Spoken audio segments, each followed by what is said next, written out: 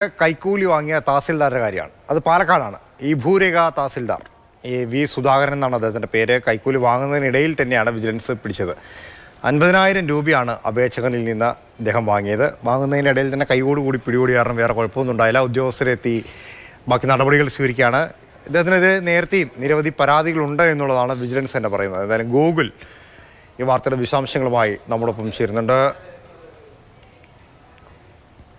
Google, എങ്ങനെയാണ് സംഭവം?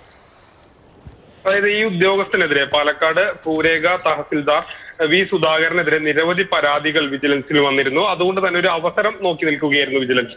അതിനിടയിലാണ് ഈ ഒരു പുതിയ പരാതി കഴിഞ്ഞ ദിവസങ്ങളിൽ വിജിലൻസ് ലഭിക്കുന്നത്. ഇതിന്റെ അടിസ്ഥാനത്തിൽ ആണ് ഈ ഭൂരേഖ തഹസിൽദാർ വി സുധാകരൻ കൈക്കൂലി വാങ്ങുന്നതിനിടെ തന്നെ വിജിലൻസിന്റെ പിടിയിലായത്. നഗരത്തിന്റെ ഒരു മാളിലെ നിയമപ്രശ്നം പരിഹരിക്കുന്നതിന് വേണ്ടിയാണ് ഇയാൾ 50,000 രൂപ അപേക്ഷകനിൽ നിന്ന് കൈക്കൂലി വാങ്ങിയത്. ഇയാൾ നിരന്തരമായ ഇത്തരത്തിൽ തന്നെ പണം വാങ്ങാറുള്ള ആളാണെന്നാണ് വിജിലൻസ് പറയുന്നത്. ഏതായാലും അദ്ദേഹത്തെ ഈ ഓഫീസിൽ വെച്ച് തന്നെ വിജിലൻസ് സംഘം കൈയോടെ പിടികൂടി. മറ്റ് നടപടികൾ പുരോഗമിക്കുകയാണ്. സ്വാഭാവികമായും ഇനി കോടതിയിൽ ഹാജരാക്കി മറ്റ് നടപടികളുമായി മുന്നോട്ട് പോകും.